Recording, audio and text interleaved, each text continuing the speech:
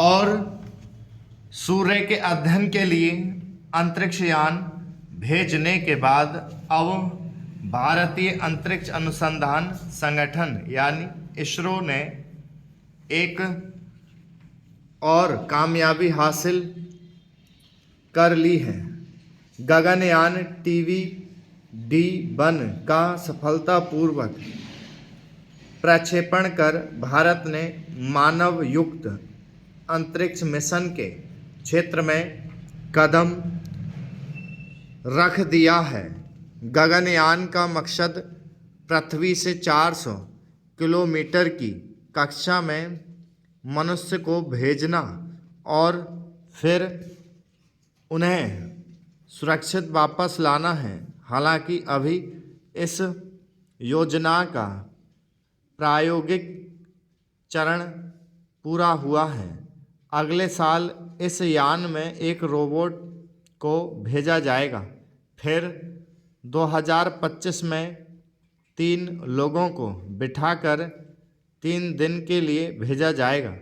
अगर यह मिशन कामयाब होता है तो भारत मानवयुक्त अंतरिक्ष यान भेजने वाला दुनिया का चौथा देश बन जाएगा।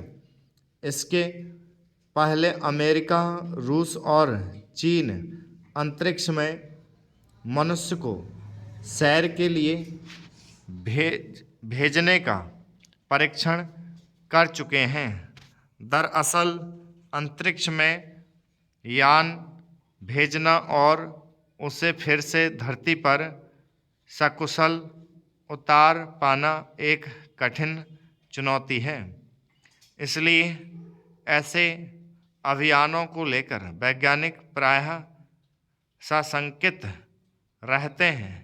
गगनयान को भी इसीलिए पूरी तरह सुरक्षित बनाने का प्रयास किया जा रहा है। यान के जिस हिस्से में लोगों को बिठाकर भेजा जाएगा उसे इस तरह बनाया गया है कि उसमें पृथ्वी जैसा वातावरण रहे और समुचित भोजन आदि की व्यवस्था मिले।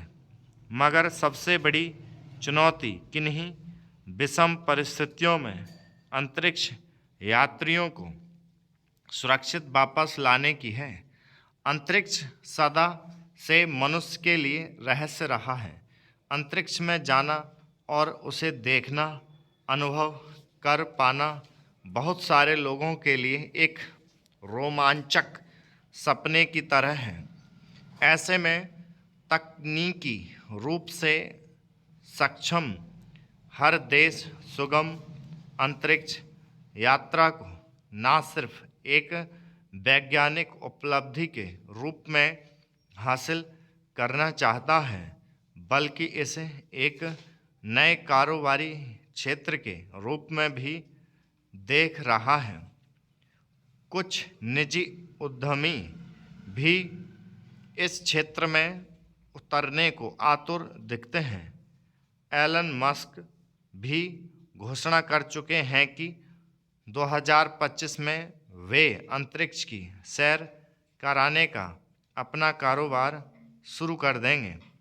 इस दृष्टि से भारत का गगनयान भी अंतरिक्ष की सैर पर जाने को तैयार हो रहा है।